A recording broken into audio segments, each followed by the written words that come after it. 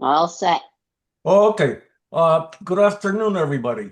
Uh, Today, for the at-large chapter event, the title of today's presentation is Landing Executive Interim Roles Excelling in the Job. So we're pleased to present Mike Lorelli, Principal of Faster Landing, as the speaker today. Before, just a little bit about IERG. IERG, as an overview, began as a local network of leaders from industries such as banking and pharmaceuticals. It has grown into a diverse group of multicultural international executives of a mixture of members, originally from a large number of countries, as you can see on the screen. We have chapters across the US and this virtual chapter, which now has been renamed at large. From its early days, it was focused on in-person gatherings. It has now evolved into a dynamic platform that blends physical and virtual connections. Today's IRG vision is all about connecting international executives who can learn from each other, collaborate across cultures, and create new business opportunities. In the future, IRG plans to establish chapters outside of the US borders. What fell off from this slide is that what I like to request all participants is go check out our new website. We're in phase. We just completed phase one. We're doing a two-phase to rebuild the website. The URL I'll put in the chat, but it's www.iergglobal.org, and I'll also place it in the chat. Check out the website and set feedback to me, any comments you may have and things that we can improve. Because we like to get contribution from everybody to improve the website. Okay, so today we're honored to have Mike Lorelli as the speaker. As I indicated, he's a principal at Faster Landing.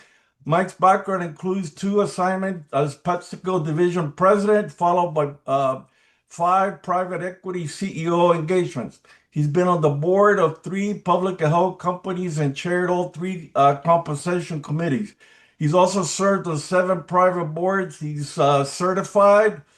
Today he serves on 3 boards, and through his consulting practices, Faster Landing runs individual programs to help senior executives gain board seats.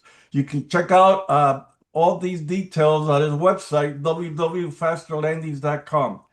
Mike has been a longtime supporter of IERG, going back to his founding in 1987, and presents his private equity and board seminars to our members. And having said that, we'll turn it over to you, Mike. Very good, Edmondo. Thank you very much And we're honored to host you today. for that excellent introduction. Just to be clear, though, the website is www.fasterlandings.com. 3 W's, not 2. Okay. All right. So we're going to dive into this. We got an awful lot of material to cover. So let me just pull up the screen here.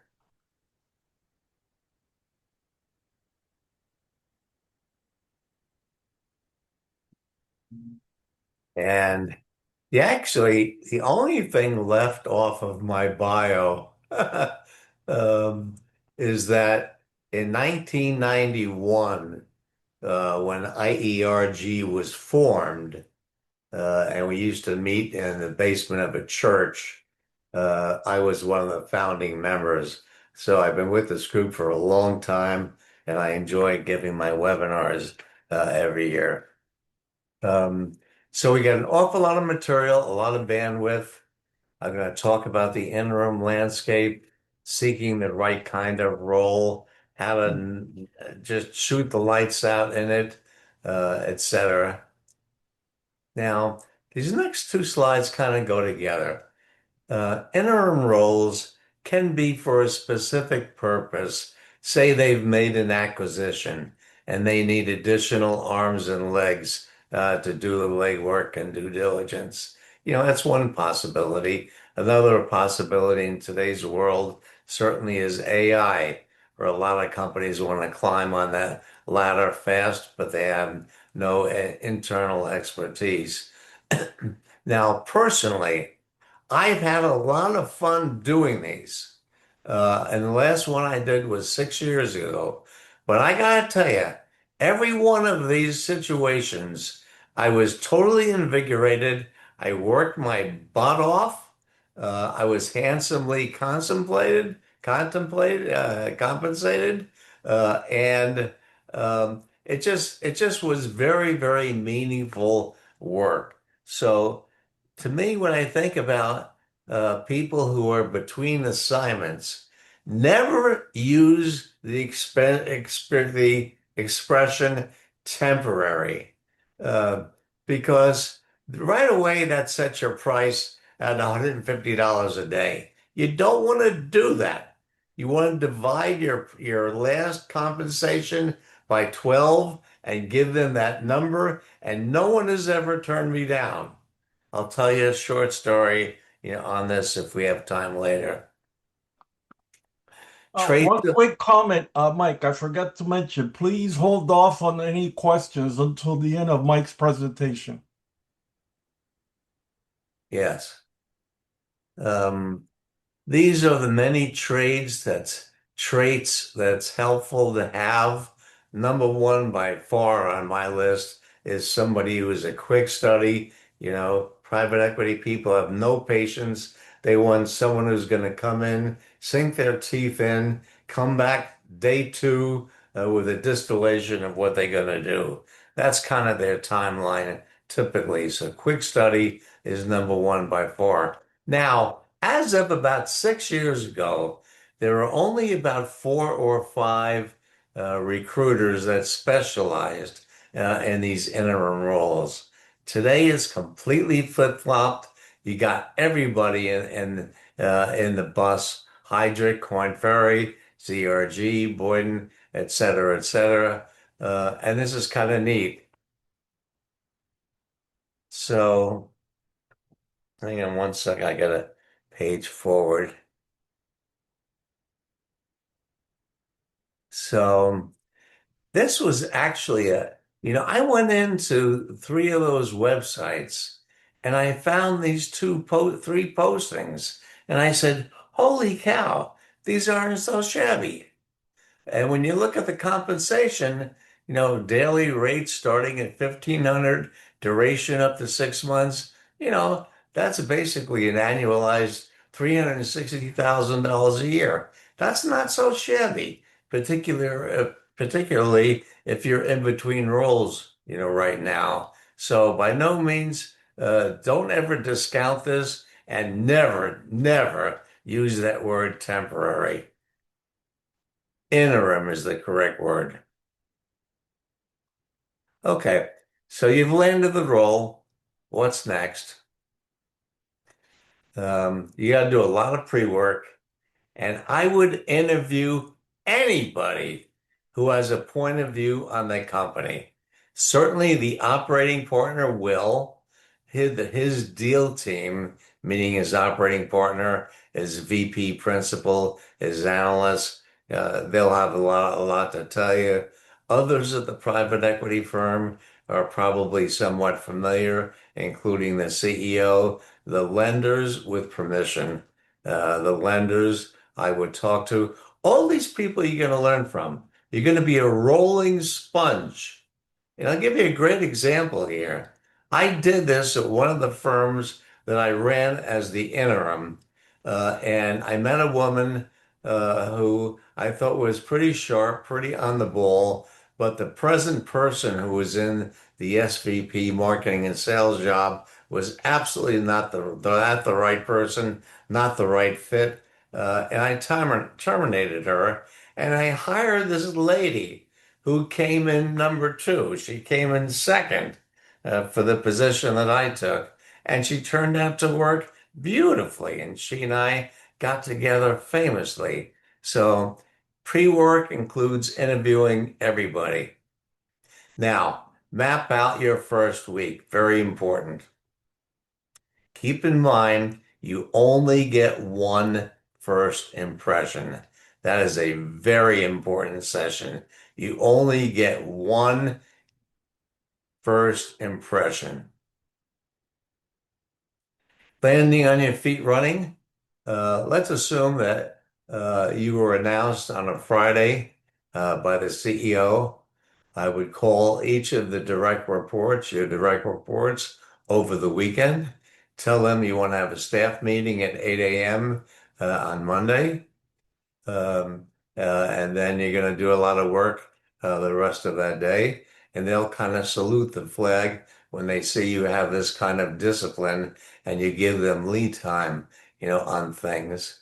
So now the exercise that I do when I go into a company is I always, in that staff meeting, I ask everybody to pick one person who could be the spokesperson for the group, and then I list a list of questions, thought starters, okay, um, including the ones I've listed here. What do they expect the interim to do? What do they want you not to do? What are they afraid you might do? What do they see as the top five priorities? Boy, this is just really valuable input. So, but what you want to do is you want to tell them this is the exercise, tell them they've got 2 hours to do it. Now you're going to excuse yourself from that room and go walk around the block or whatever you're going to do, and then come back and ask them to present to you. You'll be amazed, what you hear. Here's a very important tip. Act like you're permanent. Otherwise, a lot of people will have the natural conclusion, this too shall pass. So all they got to do is wait you out. So, act like you're permanent. Give out assignments. Be respectful, but don't be trying to be liked. Um, and for me personally, this doesn't fit for everyone. To me, I'm always in by 8 o'clock. It sets a nice pace, but be careful to avoid creating the impression that no one leaves before Mike.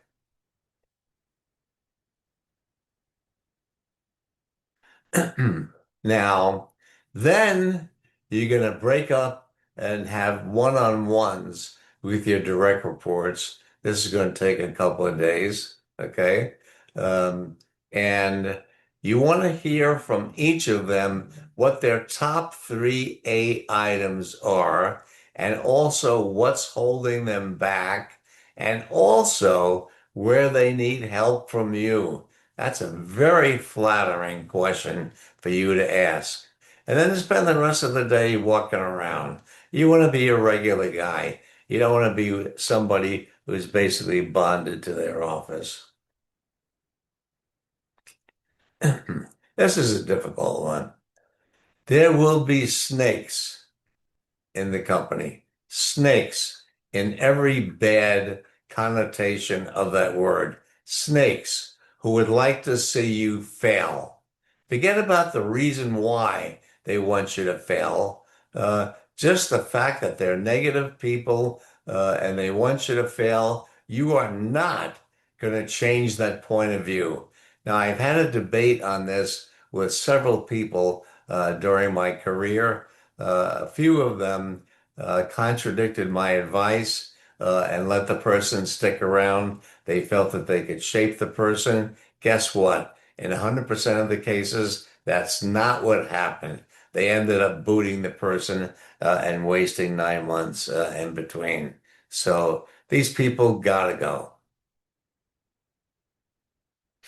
The rest of the days, continue your tours, listen to people's A priorities, always be asking what do they need from you, what are they afraid you might do, and start kind of mentally thinking through your own staffing plan. Toward the end of that week, you want to do a little backward thinking, things you did right, things you would have done differently. Those are all helpful exercises to put yourself through. Saturday comes around. I love this. Organize your notes and confess all your bad thoughts. All the people you met who you wish we're not with the company. Just keep those thoughts to yourself. I certainly would make some notes on it, but that's a good exercise to do, on your first day off. Week two is more a continuation of week one.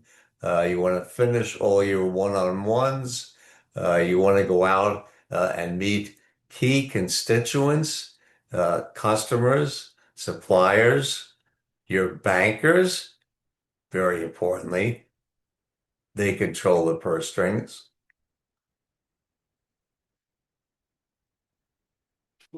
Then you want to begin thinking about your deal team report. This is going to be your summary of everything that you learned and what it means and how it can be translated into a more effective organization. This really shows your prowess. So be thinking about the deal team report that you're going to issue at the end of your first 30 days. This is a tough one to go through. You got to make some tough decisions, and it all centers around the team. Now, I always draw a circle, and as I meet people, either because they've presented to me or I simply shook their hand, I put them in one of four categories. Pioneers are the people who are going to invent the next Apple computer for you, the next iPhone.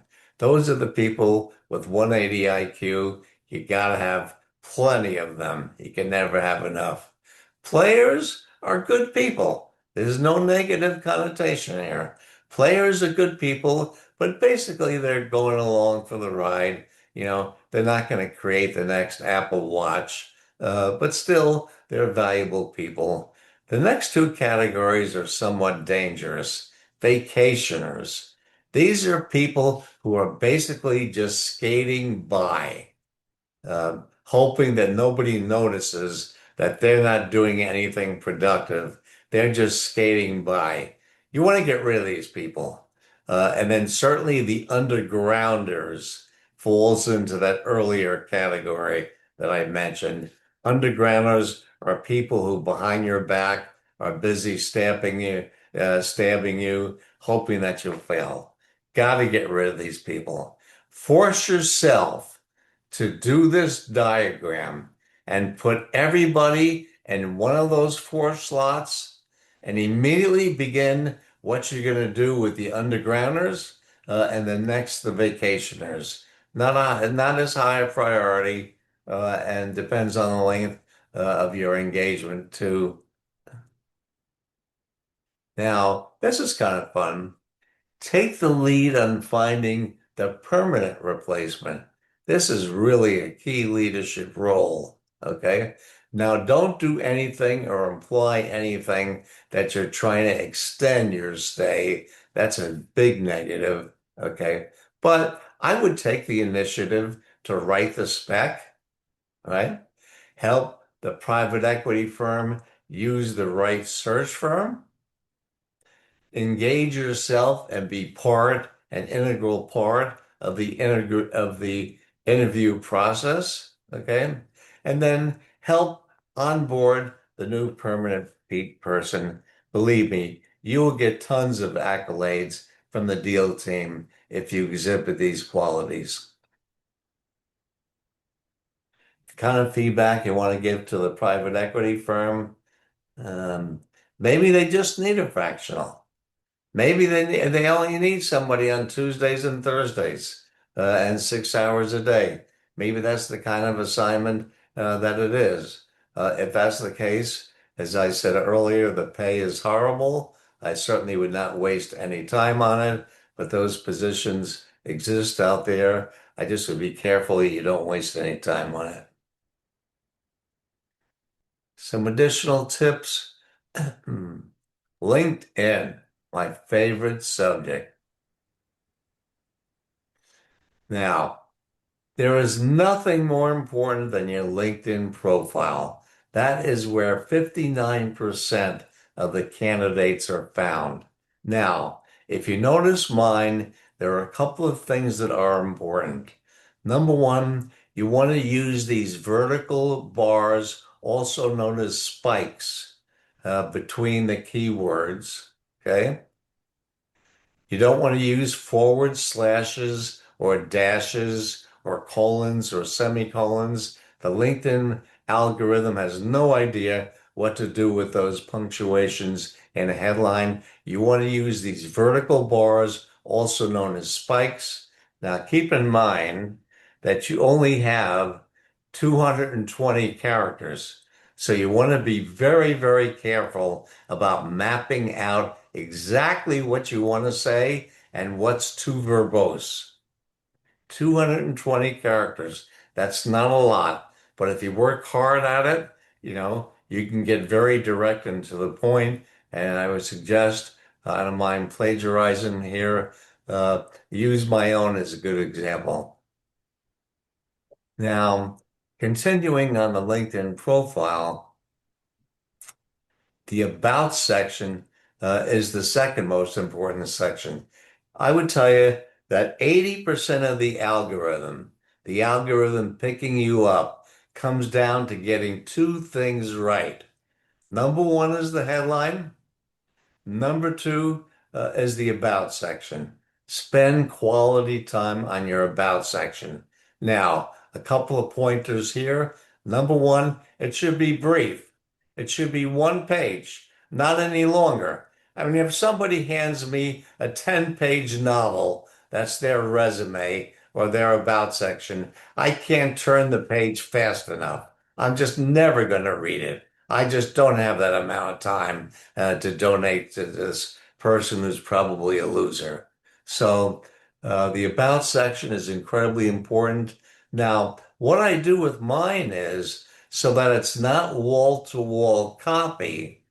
I created these subheads. Um, a little bit about me. Um, I would invade China with Mike in a rubber boat. It talks about my operating roles, but it's basically 99% of what you want to know about me written on a single sheet of paper. It's got everything in it except the diameter of my navel.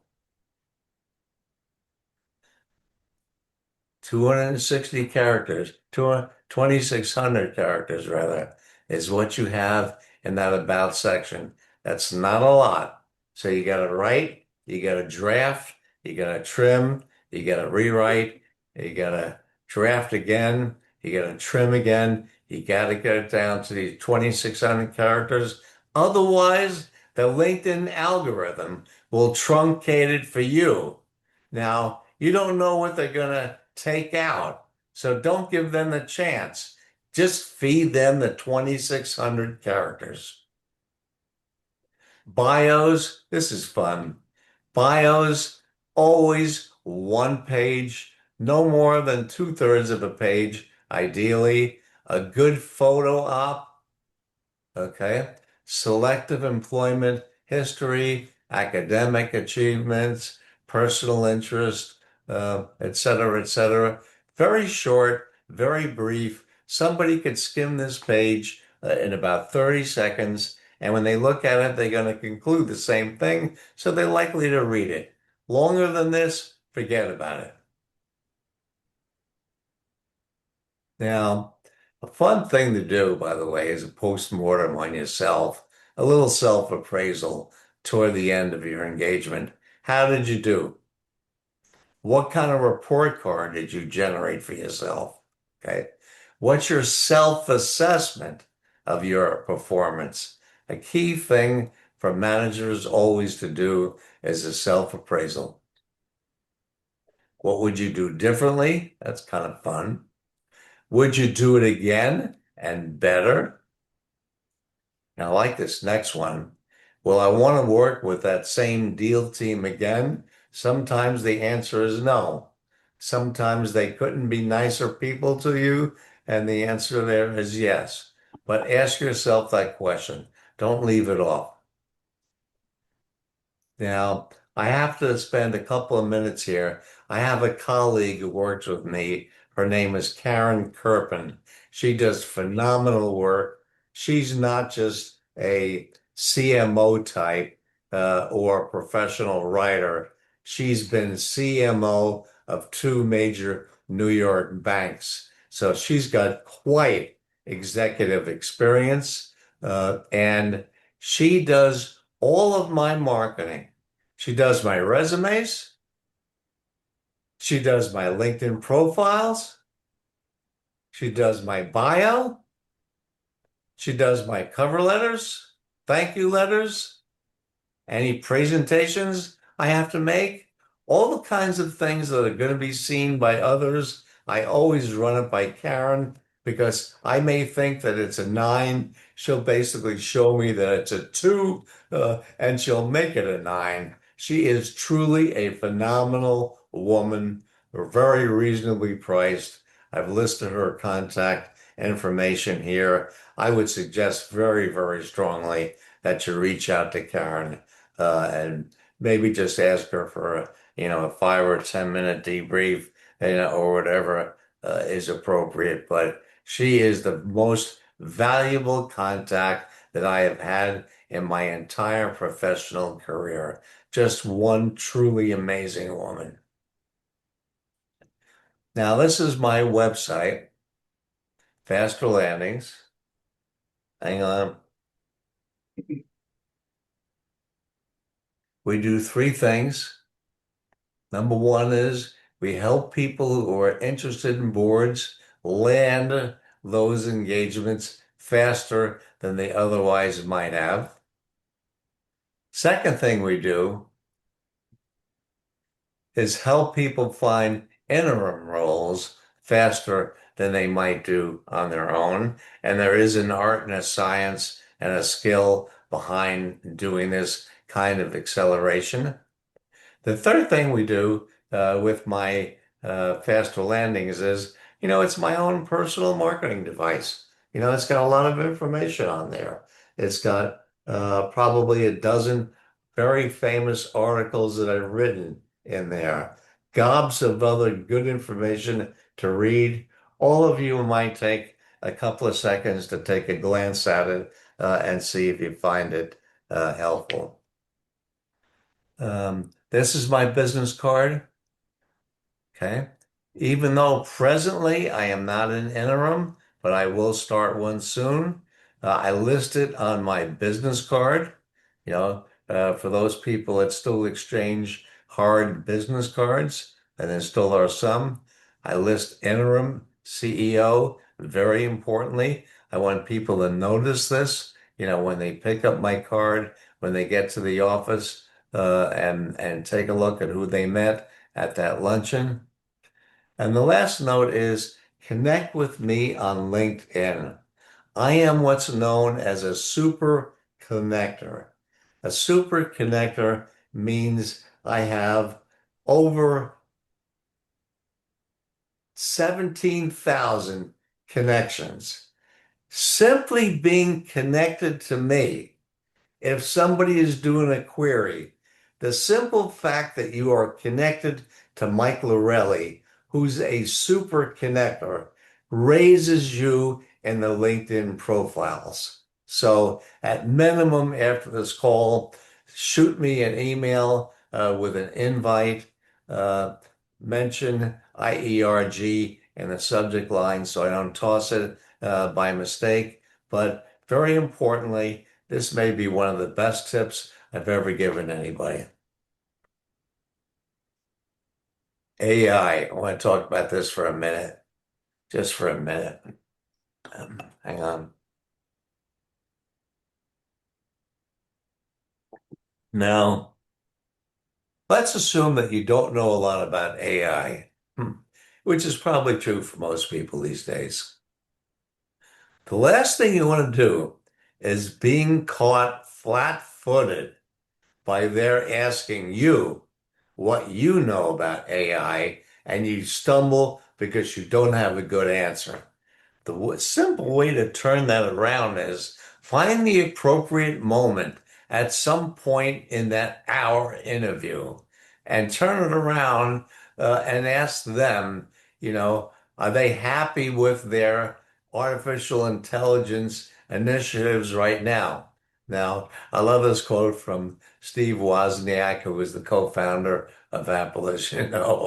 After years of intense study, the engineers figured out it is possible to make a brain, but it takes 9 months. This was Steve's personality, tremendous sense of humor, wonderful human being, and I'm glad he's still alive. Hmm. So, Edmundo, and everybody here on the audience, I've enjoyed this. I hope you've had some good takeaways. If you want to introduce some questions now to me, Edmundo, You, please. we'll We've got, open it up in a second. Mike, this is a great presentation, though. I really like the way you laid this out. Um, I had two questions, and I'll kick off the question and answer session. One is that report you prepared to the deal team. Does that kind of become the outline for your project plan for what you're going to do the next, 30, 40, 60 days? Probably in part, Yeah. maybe in large part, not necessarily completely, but it shows your initial thinking. They want quick studies, people who don't waste any time wrapping their minds around complex matters and finding a good solution. Those are the people that they want. And writing that kind of report shows that you are that kind of person even if you don't follow it to the letter of the law, as you go ahead and execute. Very good question, Edmundo. Thank you. Okay, the other question I had is on your people assessment. When you categorize them into those four buckets, Yeah. uh, how do you manage that process? Is that something you give to the permanent person, or is that something that you get involved in, and then you have to manage, putting them into the buckets and pushing them out of the organization? Yeah. Well, you've just been parachuted into this new company. You got to be very, very careful. I would have other employees do as much of this work as they possibly could. So consult your HR person. You and she should be bonded at the hip. Okay. And by the way, run your initial thoughts by the deal team. I'm sure they're going to have some comments. They're going to say you're dead right on this one. We should have canned this clown 3 years ago, or you're off base on this one. Give him another chance, So you'll have plenty of opportunity to collect feedback. Okay. If anybody has any questions, you have to unmute yourself and, go ahead and ask questions.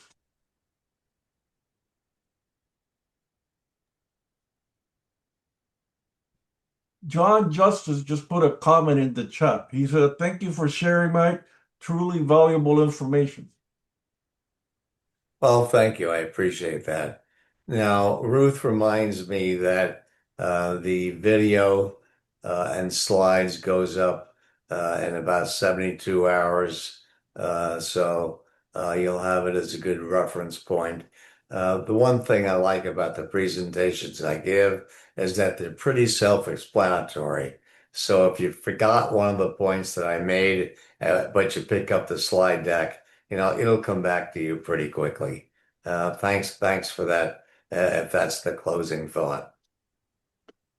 All right. Does anybody else have any questions? Great. Hey, Mike, just one quick question. As far as dealing with these types of assignments, where are the red flags that you see when looking at sort of if you want to call them the deal team or something like that? Where would you say, or a couple of indicators that you would say, absolutely, I'm not going to work with these guys. This is totally disorganized or they're being disingenuous or whatever the case is. Yeah. So number one would be compensation.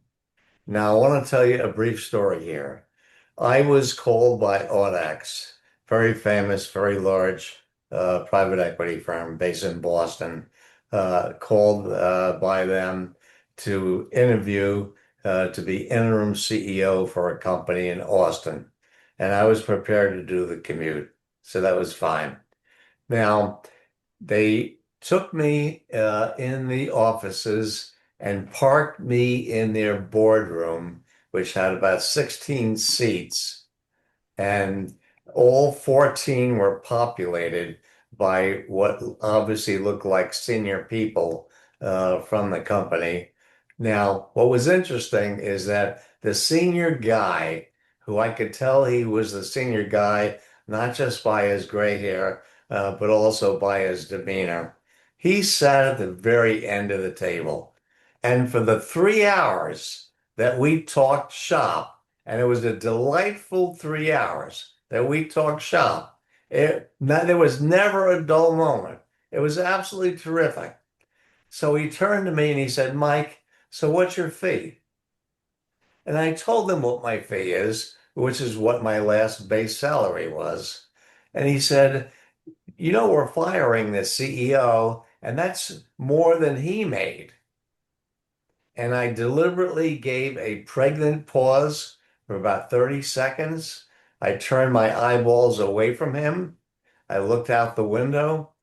After 30 seconds, I looked him back in the eye and I said, I guess you got what you paid for. And he said, when can you start? Great answer. All right. Well, listen, Edmondo, thank you for putting this together. Ruth, I adore you over many years for all the assistance that you give us, mostly behind the scenes. But you're truly a very, very gifted and very giving woman, and I personally appreciate you. And don't lose sight of that name that I gave you, Karen Kirpin. She is the best asset I've had in my business career. What she has done with my resume, my LinkedIn profile, my bio is simply amazing. What I thought was an 8, she showed me that it was a 3, and she made it a 9. She was phenomenal, and worth the money that I spent on her. So I listed her contact information. So that's for everybody's use. Okay. Well, listen, man, I'm going to It's sign 20 off. till, so it's 20 minutes till. If anybody has any questions, please ask a question so you can tap into Mike's wealth of knowledge. Remember, the worst questions are the questions not asked. And, here you have access to an individual that, has vast knowledge. I have a question, Mike. Yeah. Great presentation, by the way. I guess I was a little surprised at the why how private equity seems to be the driving force here for these interim roles. Is that the case? Oh, yeah. They're the ones that will make the hire and do the fire if that's needed.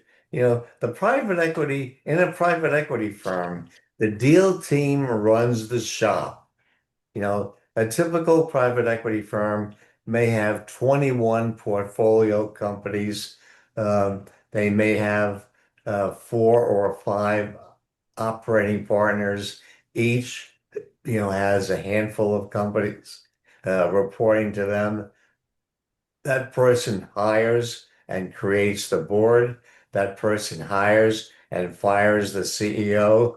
There is no question in a private equity firm that the deal team runs the show. Great. Okay, thank you. Hey, Mike. Yes. Jane Mulcahy. I come from logistics.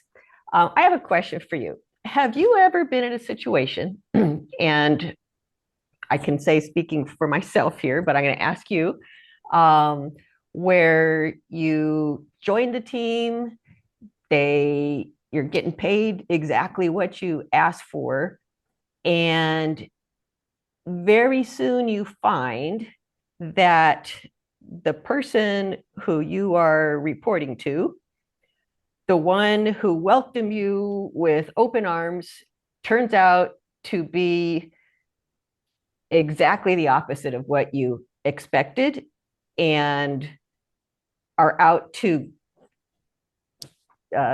just make the worst of your life. Yeah. Well, I would say the best and only answer there is you can't just up and quit. You have a moral responsibility. Correct. You took the engagement, whether you misled yourself or not is not relevant, but you took the engagement. So you have a moral responsibility to fulfill that. I would make it as short as possible. I would make it as personally enjoyable as possible. I would try to cult a positive relationship with that very dislikable person. But odds are you're going to be living through a horrible 9 months. Agree. And in my situation, everybody had the same impression of that individual. And it was just such a surprise for me because it was a welcoming group. And then suddenly the leader was not. Yeah. But thank you for that. Yeah. Hey, Mike, well, if there's no more questions, thanks again for a great presentation. It's really great content.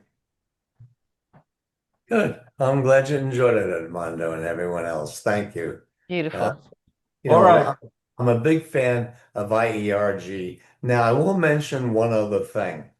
Um, Out of devotion to IERG, if maybe a dozen of you still has one more question, a burning question, maybe one that you didn't want to ask publicly, send me an email. My email address is on that business card, mklorelli, Lorelli, @gmail.com. Send me a very succinct email. Succinct, meaning 2 sentences. In 2 sentences, tell me exactly where you need help. And I will try to find this time this afternoon to return as many of those emails and phone calls as I can within limitations, of eating dinner and other things. But I would be more than pleased to do that to all my friends at IERG. So keep me in mind for that. I share my work with Karen Kirpin, the lady I mentioned earlier. She does a lot of the work for me, the undercover work. So she probably will participate, in answering some of these questions and thoughts, but fire them off.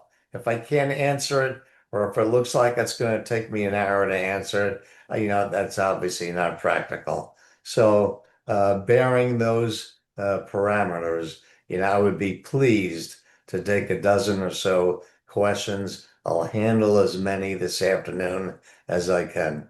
Hope that's helpful.